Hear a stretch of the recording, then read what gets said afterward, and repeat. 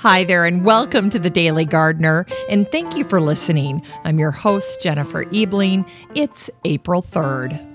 Today we celebrate the birthday of a Russian count who funded an expedition that led to the discovery of the California poppy. We'll also learn about one of the country's most beloved naturalists. We celebrate the life of the second woman to be professionally employed as a botanist in the United States. She died 100 years ago today. We also celebrate a nurseryman whose passion for plants was sparked by the gift of a fuchsia.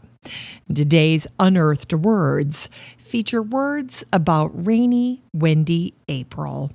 We grow that garden library with a book about a little cottage that you just might find inspiring as you spruce up your own nest this season.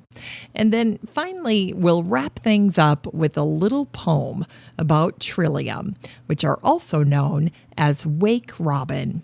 But first, let's catch up on some greetings from gardeners around the world and today's curated news. Today we'll kick things off with a greeting from Marie Jacobs, who wishes her grandmother a happy 86th birthday. She says, "I learned to garden from my grandmother, and she also taught me how to appreciate native plants." Aw, good grandmother. Happy birthday. Then Beth in Wisconsin wrote to remind us to harvest fiddleheads. If you have ferns, you'll have fiddleheads.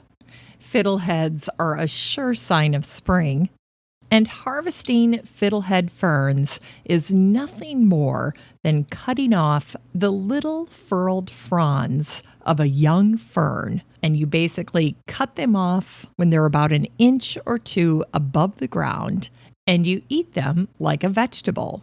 Now, most people think that fiddlehead ferns taste like a cross between asparagus and young, tender spinach. And some people can even detect flavors of mushroom or artichoke when they're eating fiddlehead ferns.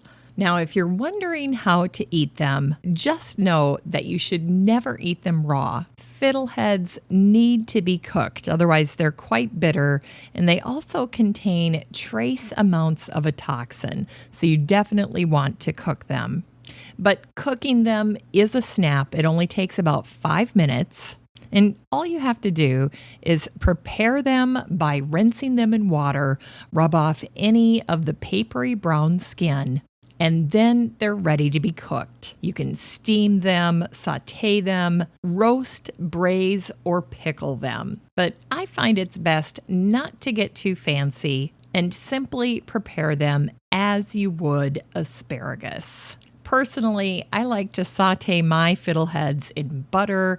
I add some scallions, garlic, and mushrooms. And then I usually add that to a light salad, or you can just eat it on its own as a side. But the main thing is to be on the lookout for them now, because you can't harvest them once they've unfurled.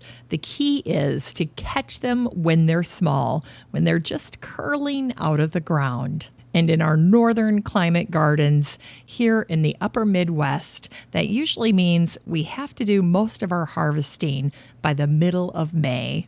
So hop to it, go out and check where your fiddlehead ferns are, see how they're progressing. You might be surprised. They might already be popping out of the ground. We've had a few warm days here the last week or so, and that trend looks like it's going to be continuing. So they actually might be popping out a little bit earlier this year than they have in previous years. So check it out. Harvest some fiddlehead ferns. Bon appetit.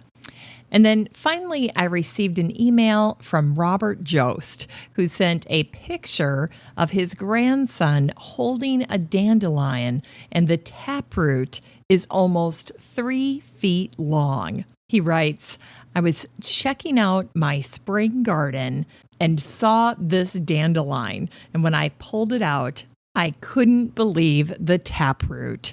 Check it out. Wow." Well, wow is right, Robert. I think you win the prize for getting out to your garden. You already did some weeding, so you're off to a great start. And what a memorable experience for your grandson. I love it. He's holding this dandelion up, and the taproot is almost as tall as he is. Very sweet. If you'd like to participate in the Gardener Greeting segment, just send your garden pics, stories, birthday wishes, and so forth to Jennifer at thedailygardener.org. That's Jennifer at thedailygardener.org. And if you're used to listening to the podcast on your phone or in your car while you are driving to work, and obviously times have changed and we're listening at home, there's an easy way to do that. Just ask Alexa or Google to play the Daily Gardener podcast. It's just that easy. Give it a try. Here's today's curated article. Today's article is a post that was written by Lisa Myers, and her post is called Gardening for Resilience. Lisa writes, "If you've ever tried to grow a garden, you'll know that your first efforts are seldom as successful as you'd hope. Conditions can be less than ideal, and you can mess up simple things. Even the experts do. But there are ways to approach gardening that will improve your ability to weather common mistakes." Lisa gives us many tips, but among them are these. First, she points out that good soil is crucial. And I love what she says here. She says, dirt is dirt, right? Sadly, no.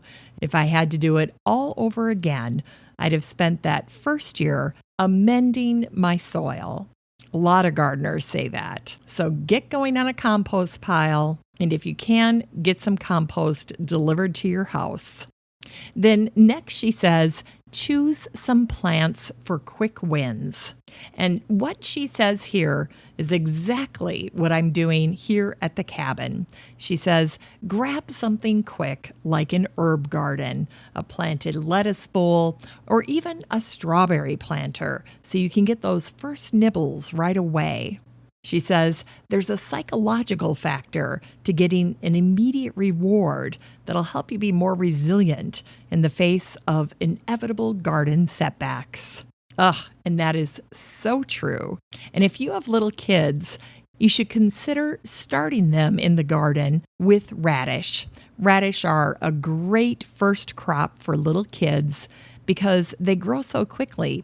Plus, little kids generally like the taste of radish.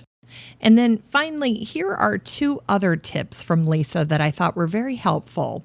First, look for what grows well in your area. If you don't know, ask your neighbors. Send them an email, jump on the Nextdoor app, ask your neighbors there. Just find out about the crops that grow well in your area, in your town, in your neighborhood, in your city. And then last but not least, grow plants you love to eat.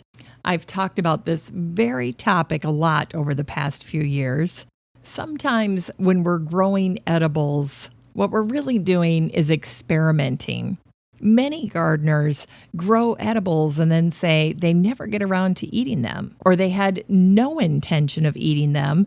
They were essentially growing them for sport. And that's fine. There's nothing wrong with that, except for right now with seeds in such high demand. And with so much going on, I think you'll be better off if you just grow things that you know you'll eat, so you don't waste your precious time and money. And I love how Lisa ends her article. She writes, I hope that more people take up gardening as a means of self-care. And I also hope that if my advice can make early gardening experiences more enjoyable, that more people will become gardeners and experience a real lifestyle change rather than a stopgap measure. And she finishes the article with this. I want you to love working with plants as much as I do. So there you go. Great advice from Lisa.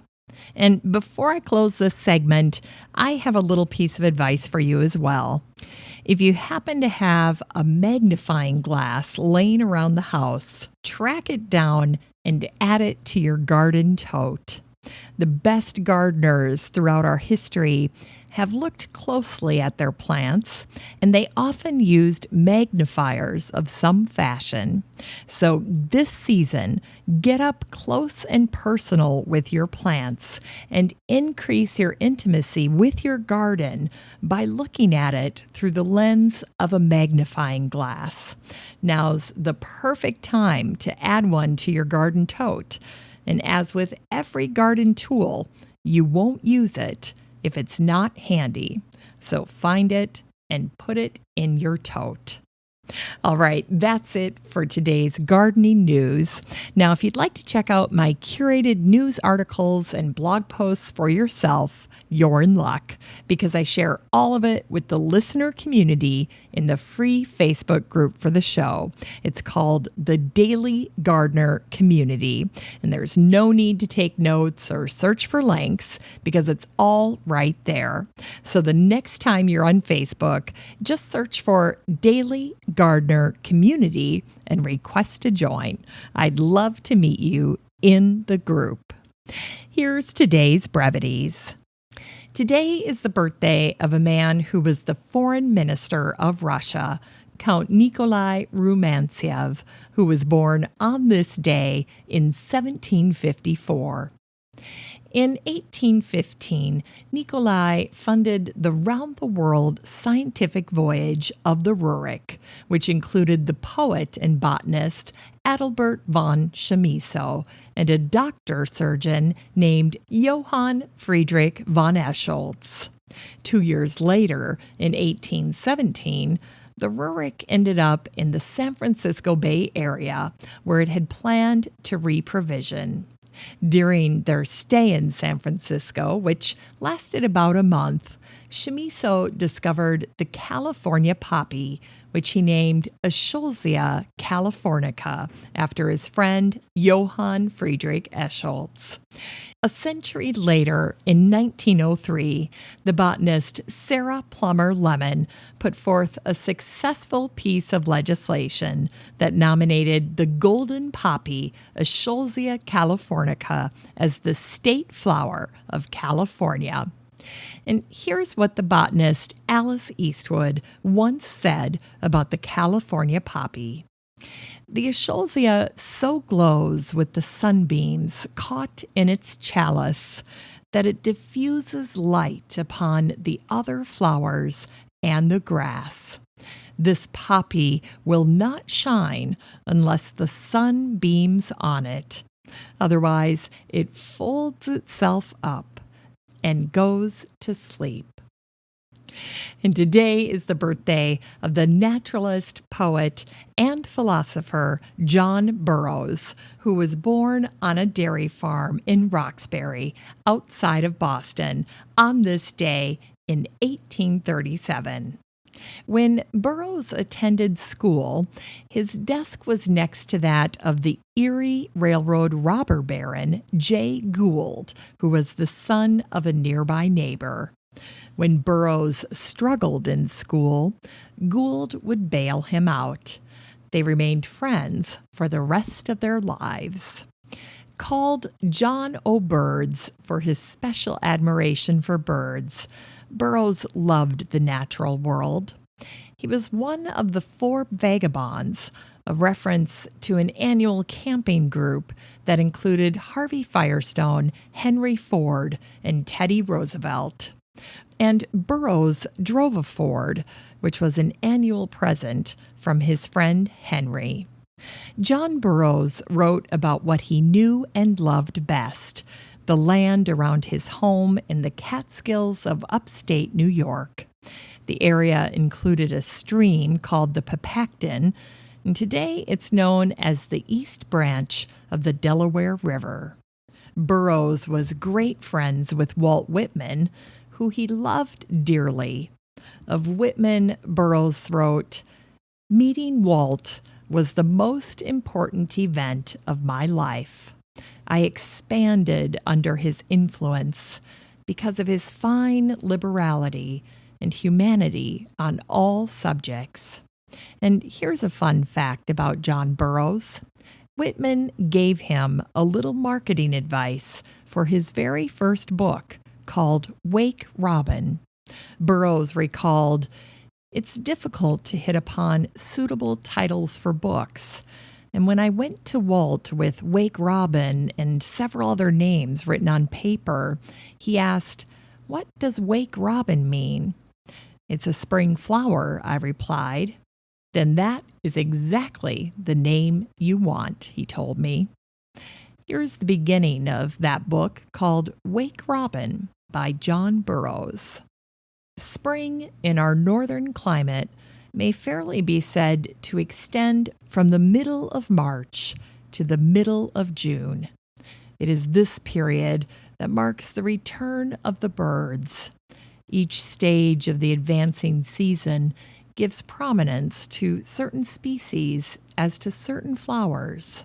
The dandelion tells me when to look for the swallow, the dogtooth violet when to expect the wood thrush, and when I have found the wake robin in bloom, I know the season is fairly inaugurated.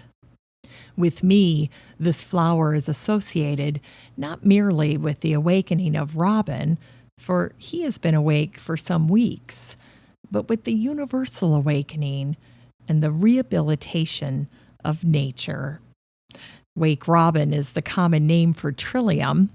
Trilliums are in the lily family, and they carpet the forest floor in springtime. They have a single, large, white, long-lasting flower that turns pink as it matures. And there's one little memorable fact about trilliums. Most parts of the trillium occur in threes. There are 3 broad, flat leaves, 3 petals to a flower, and 3 sepals. The part that encloses the petals protects them in bud and supports them in bloom. During Burroughs' time, the Tennessean and other newspapers used to advertise English Wake Robin pills. The ads said they were the best liver and cathartic pills in use, and they were 25 cents per box. John Burroughs died at the age of 84. He'd been traveling on his way back to the Catskills after undergoing abdominal surgery in California. Burroughs just wanted to see his home one more time, and both his nurse and his biographer were with him as he made the trip by train. After a restless attempt at sleep, he asked, "How near home are we?" When he was told the train was crossing Ohio, he slumped back and passed away. In 1937, on the 100th anniversary of John Burroughs' birthday, a celebration was held at Hartwick College in New York. Music was furnished by the college a cappella choir, who sang Burroughs' favorite song, Lullaby, by Brahms. And the Supreme Court Justice Abraham Kellogg presented this tribute. When the trees begin to leaf and the birds are here, when the arbutus, laurel, and wildflowers are blooming, and nature is clothing herself with beauty and grandeur, turn ye to your library, and in a restful attitude read Papacton by Burroughs, and you will acquaint yourself as never before with John Burroughs, the scientist, the naturalist, the poet, and the philosopher. And it was John Burroughs who said, "Most young people find botany a dull study. So it is, as talk from the textbooks in schools. But study by yourself in the fields and woods, and you will find it a source of perennial delight." Today is the anniversary of the death of the botanist Kate Brandegee, who died on this day in 1920. Kate was the third woman to enroll at Berkeley's medical school, and she was the second woman to be professionally employed as a botanist in the United States. After getting her MD at Berkeley, Kate found that starting a medical practice seemed too daunting. Thankfully, her passion for botany had been ignited during med school, and she had learned that plants were the primary sources of medicine. So she dropped the mantle of physician and pursued botany. 5 years later, she became the curator of the San Francisco Academy of Sciences Herbarium. And while she was at the Academy, she personally trained Alice Eastwood. Later, when Kate moved on, Alice was ready to take her place. Kate had been a phenomenal mentor.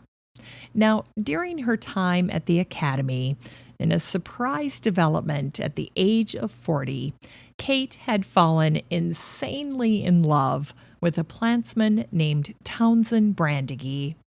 Equally yoked, their honeymoon was a 500-mile nature walk, collecting plant specimens from San Diego to San Francisco. The couple moved to San Diego, where they created a herbarium that was praised as a botanical paradise. Their collecting trips, often taken together, but sometimes individually, would be their lifelong passion, and they traveled through much of California, Arizona, and Mexico. At times, they used the free railroad passes that were given to botanists. And even when Kate was in poor health, she loved these experiences. In 1908, at the age of 64, she wrote Townsend a letter, and she said, "I am going to walk from Placerville to Truckee," which was 52 miles. In 1906, when the Berkeley Herbarium was destroyed by the big earthquake, the Brandegees single-handedly restored it by giving the school their entire botanical library, including many rare volumes, and their entire plant collection as well, which numbered some 80,000 plants. Thanks to Townsend's large inheritance, the couple was financially independent, but they were also exceptionally selfless. The Brandegees followed their plants and books back to Berkeley, where Townsend and Kate worked the rest of their lives for free. The botanist Marcus Jones said of Kate, "She was the one botanist competent to publish a real book about the native plants of California." But sadly, Kate had delayed writing this work. She was 75 when she fell on the university grounds at Berkeley, and she broke her shoulder. 3 weeks later, she died on this day in 1920. And on a happier note, today is the birthday of Graham Stewart Thomas, who was born on this day in 1909. Graham Stewart Thomas was fundamentally a nurseryman, and he lived a life fully immersed in the garden. His passion was sparked at a young age by a special birthday present that he was given when he turned 6. It was a beautiful potted fuchsia. In 2003, Graham's gardening outfit, which included his pants, vest, and shoes, as well as a variety of his tools like plant markers and a watering can, were donated to England's Garden Museum. Graham Stewart Thomas was best known for his work with garden roses and his leadership of over 100 National Trust gardens. He wrote 19 books on gardening, and he was known as a purposeful perfectionist. He never wasted a minute.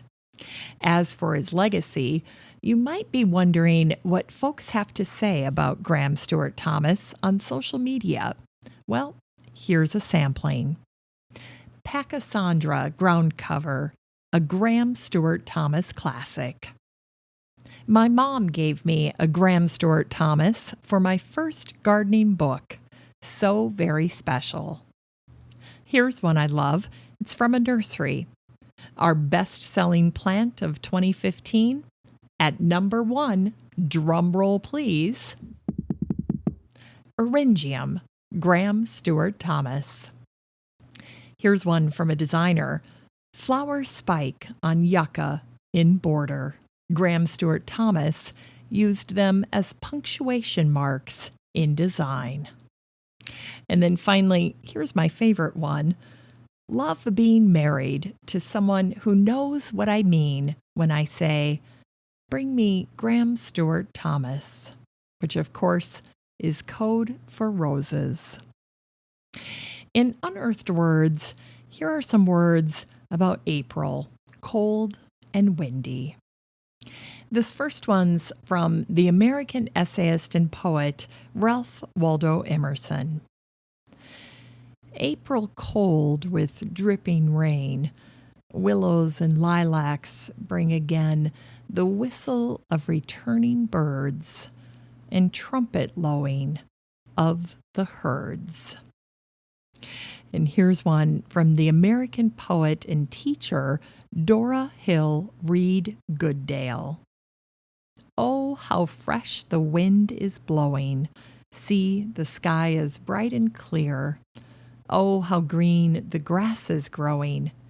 April, April, are you here? And finally, here's a poem called The Sensitive Plant from the English Romantic poet Percy Bysshe Shelley.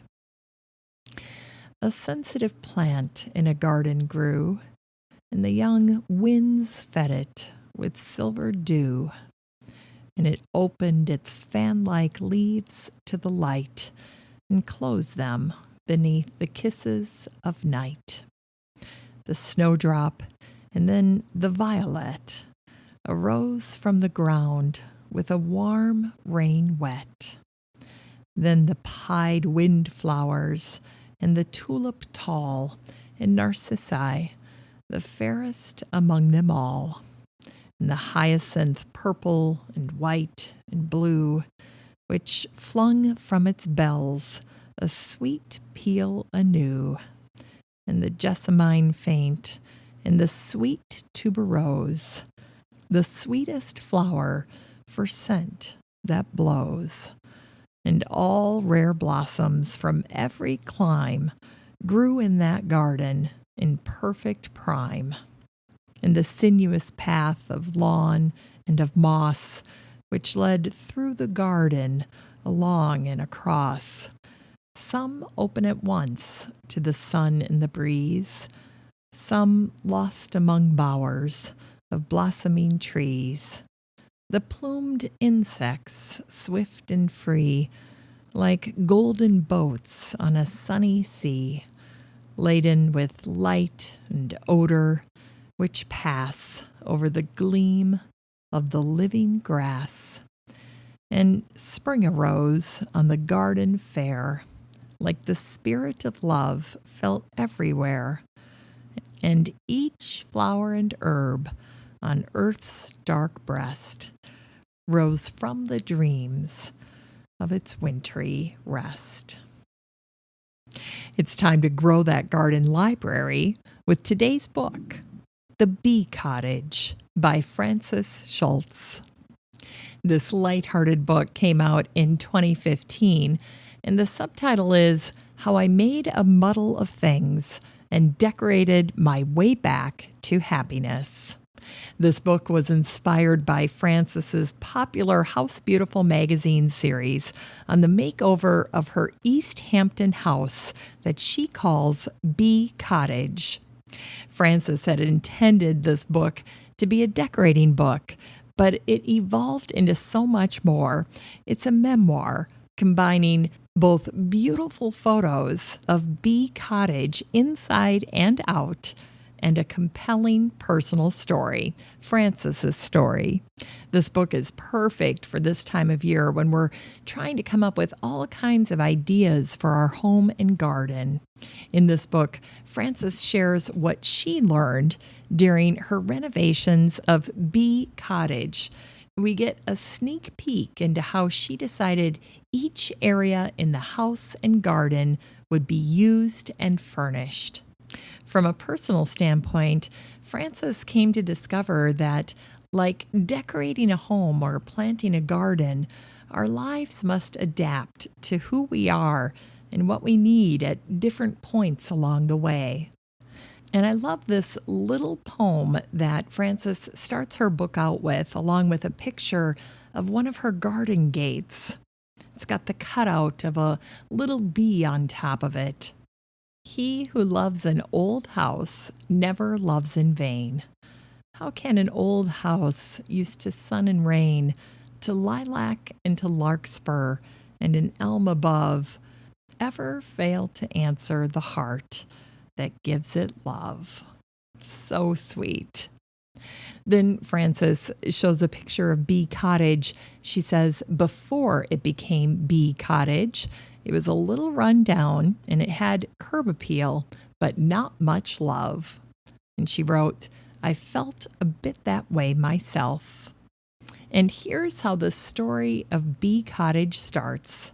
Frances writes, I'd planned to make Bee Cottage the perfect place to begin my second marriage.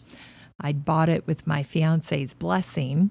It was great for us and for his 2 sons. And though the house was old and needed work, I relished the prospect. If only I'd been as optimistic about the marriage. But the story of Bee Cottage begins, I'm sorry to say, with heartbreak.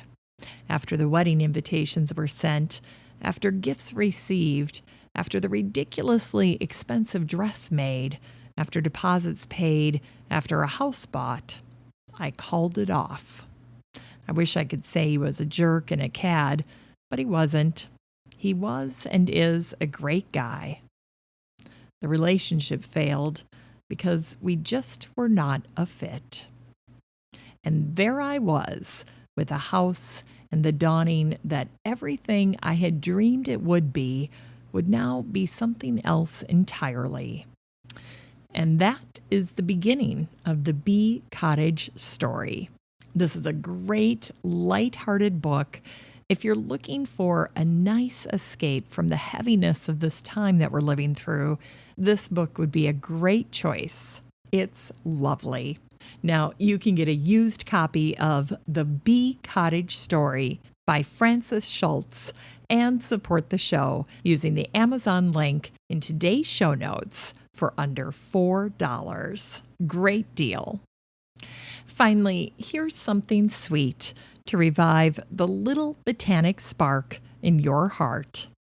In researching John Burroughs for today's show and his first book, Wake Robin, I found a little-known poem by a woman named Rebecca Salisbury Palfrey Utter, and the poem is called Wake Robin.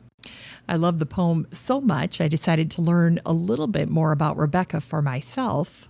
It turns out she was a descendant of Jean Williams Palfrey, who served with George Washington and was an ambassador to France.